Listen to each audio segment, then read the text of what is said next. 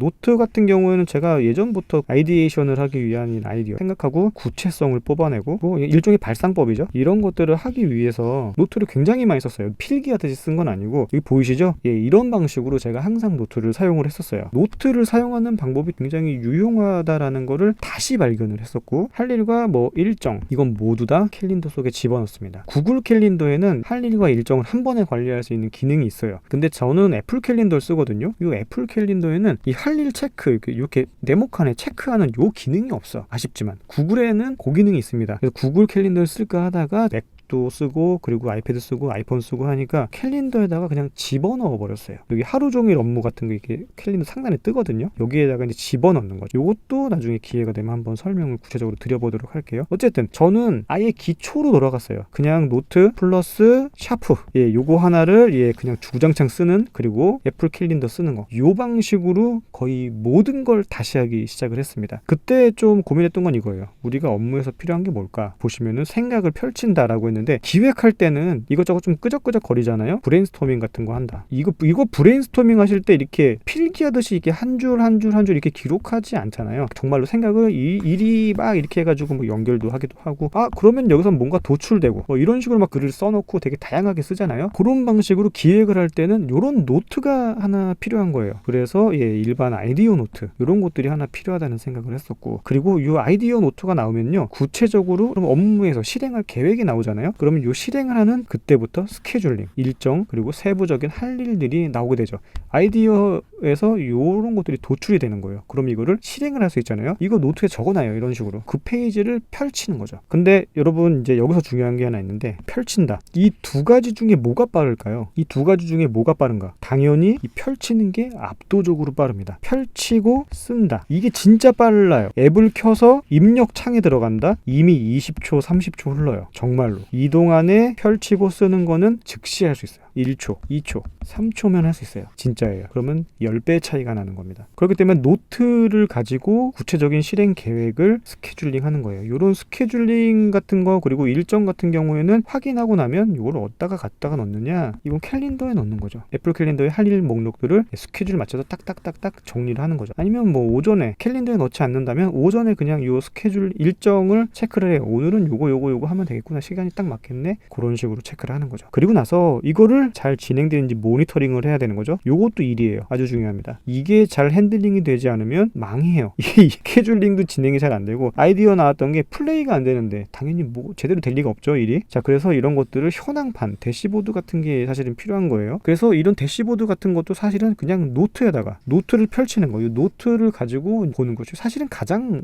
정확하고 빨랐어요, 저 같은 경우에는. 그래서 그거 보고 진행하고, 그리고 정말 좋았던 게 뭐냐면, 이렇게 하고 나면요, 수정이 너무 편해요. 그냥 찍찍 긋고 그냥 밑에다가 다시 뭐 이렇게 쓴다거나, 뭐 새로 다시 할 일 정리, 이런 것들을 그냥 적어 놓기만 해도 이거는 이미 지워진 상태가 돼버리고, 이렇게 글 읽다가 시선은 이렇게 해서 움직이게 되겠죠. 여기서 수정도 너무 편했고, 누구 보여줄 건 아니니까 나만 보면 되니까, 일정에서 이제 변경되는 사항들, 이런 것들이 너무나 정리가 쉽고 체크하기가 쉬워집니다. 그래서 오히려 노트를 쓰는 게 되게 일목요연하게 정리할 수 있는 기회를 만들어주게 됩니다. 그리고 마지막으로 노트는 버리지 않으면 자료를 다시 찾아볼 수 있어요. 이제 노트 쓰는 방법들도 되게 많은데, 노트에 넘버링을 한다거나 숫자를 쓰는 거예요. 쪽수가 있는 그런 노트들도 있고요. 그렇게 해가지고 이거는 어느 페이지에 무슨 내용이 있는지 앞에 목차를 나중에 적는 그런 방식으로 사용하고 서가에 꽂아 놓는 거죠. 그러면 그 순서대로 1, 2, 3, 4, 5, 6, 7, 8, 9, 10 그런 식으로 쭉 꽂힐 거 아니에요. 나중에 필요할 때 이제 자료를 볼 수 있게 되는 거죠. 당연히 찾는데 시간은 좀 걸려요. 근데 모든 게 수기로 되어 있기 때문에 이 시간이 좀 걸리는데, 핵심은 시각 데이터화가 됩니다. 내가 그 당시에 생각했던 그 사고 프로세스를요, 시각화한 거를요, 내가 눈으로 볼 수 있어. 이게 진짜 막강한 능력을 가지고 있습니다. 그 페이지 보면요, 다 기억나요. 저처럼 머리 나쁜 사람들도 이때 이런 생각을 가지고 있었지 라는 거를 기억을 해내요. 당연히 내가 이거 왜 썼지? 기억 안 나는 것도 꽤 되거든요. 그런데 거기에 이 화살표나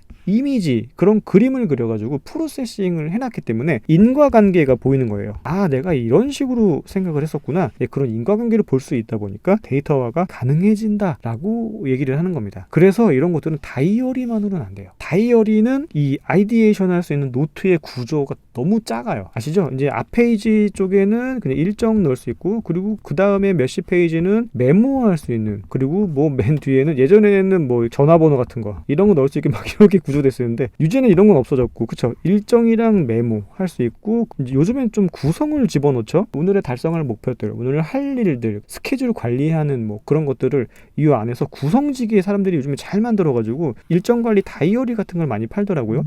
하지만 이제 이런 아이디어 노트를 이 다이어리만으로 하기는 너무 부족한 거예요. 저 같은 경우는 일정은 모두 다 캘린더로 보냈죠. 그러면은 뭐만 필요하냐? 메모할 수 있는 노트만 가지고 저는 모든 걸 다 하게 됐어요. 그쵸? 생각을 펼칠 공간이 부족하다라는 부분도 마찬가지입니다. 노트를 쓰다 보면요, 이렇게 한 줄 한 줄 한 줄 이렇게 기록식으로 쓰지 않아요. 정말로 그림 그리듯이 막 여기서 이렇게 해가지고 여기서 일로 가고 막 이런 식으로 도출해가지고 무언가 뻥 터지고 막 이런 식으로 그림을 그려놓고 여기다 글자를 막 적어놓고 막 이런 식으로 쓰다 보니까 직관적으로 이해하기 편하다라고 생각했거든요. 그래서 구체성을 가지고 일반화를 시킨 페이지를 맨 마지막에 최종 정리하는 거죠. 이걸 가지고 이제 체크하는 거예요. 시각 데이터, 그리고 세부적인 할 일들, 이런 것들을 전부 다 노트 펼치면 할 일들이 다 들어가 있는 거죠. 그리고 스케줄은 캘린더에 들어가 있고, 그리고 내가 생각했던 프로세싱, 그런 것들이 전부 다 기록이 돼 있어서 나중에는 그 생각된 프로세싱만 가지고 추가로 이어서 확장시킬 수 있는 여지도 생깁니다. 이게 너무 중요하죠. 이건 또 나중에 한번 설명해 드릴게요. 어쨌든 적힌 걸 확인하니까 관리가 굉장히 빨라요. 그러다 보니까 한 번에 딱딱 되어야 되는 이런 것들이 되게 많습니다. 회사에서 업무할 때 여러분 많이 느끼셨을 텐데, 노션 창 새로 띄워가지고 작업하는 게 시간이 굉장히 많이 걸리고, 그러니까 노션의 문제는 아니에요. 앱을 켜서 무언가를 한다라는 게 일단 너무 시간이 지체돼요. 그 시간이면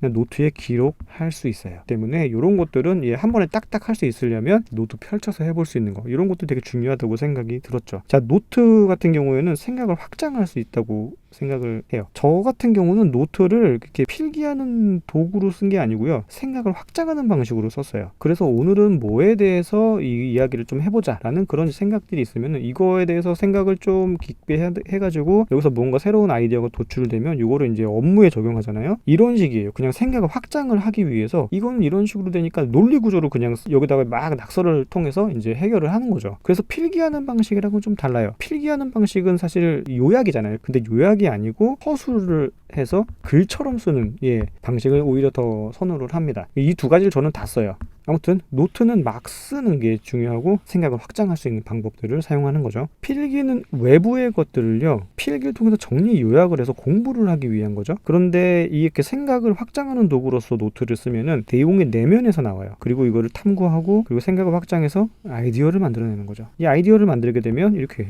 보이시죠? 할 일과 일정, 이렇게 나눠지게 되고요. 이게 좀 더 할 일이 복잡해지게 되면 나중에는요, 프로젝트급이 돼요. 이런 것들은 이제 단계가 있죠. 순서대로 진행되는 단계 1, 2, 3, 4, 5 이런 게 있고, 이 단계 밑으로는요, 단계별로 할 수 있는 그 안에서의 카테고리마다 다른 또 업무 목록들이 또 들어가 있는 거예요. 이게 이런 식으로 돼 있으면은 투두 리스트로 가능한가?